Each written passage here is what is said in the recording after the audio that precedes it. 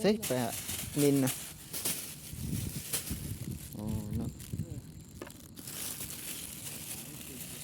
นินเนาะใหญ่ รุ่นนี้ก็รุ่นนี้ รุ่นนี้บ่ ใหญ่มันเลยก็มี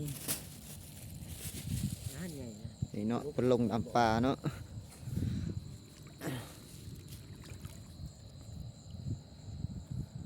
มือซีดนี่ยิง5 บาทบ่พลาดเลย มีลงจังเลย ท่านผู้ชมนี่แหละ น้องใหญ่เอ็มยืดให้เบิ่งกันนะ ถ้าเพิ่นหนาวจึงเปลี่ยนเพิ่น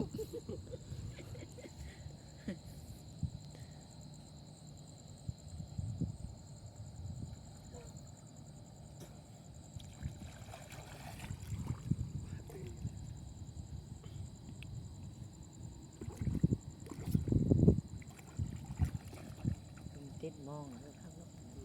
มันบ่แรงว่ากลางเพื่อใส่พังแบบพี่ได้มองหน่อยกันมันหลอด ดำไปเลยเนาะ 10เป็นสาว10ปลายติดบัง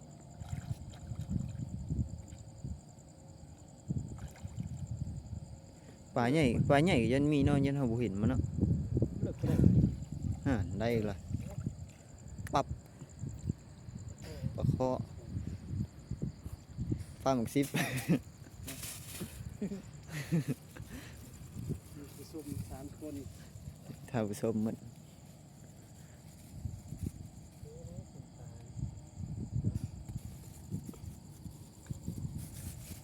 ก็คือโอ้ยนะเนี่ยว่าดอกเจ้าให้ดักที่ขายืด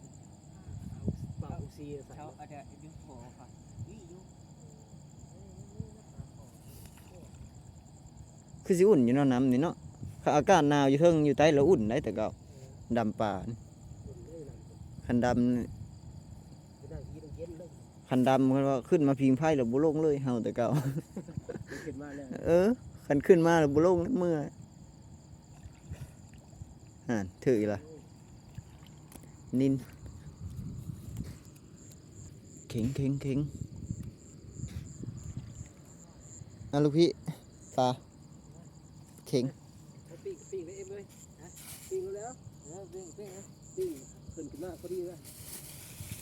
พอดีกินเลยเห็นแล้วเจ้าเห็นแล้วนี่ทั้งยางอยู่นะ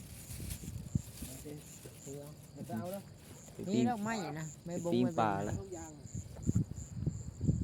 เดี๋ยวเพิ่นสิลงจะ เดี๋ยวมันลงมาขึ้นมาเขาให้ขึ้นกินเลย ไม่ปิ้งไม่เปิ้งอันนั้นละไม่บง เป็นไงเจอ